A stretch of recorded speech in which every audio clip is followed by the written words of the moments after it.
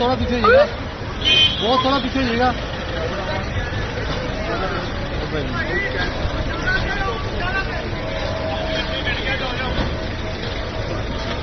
बहुत थोड़ा पीछे बेटा, वहाँ आपने नहीं उसको कहा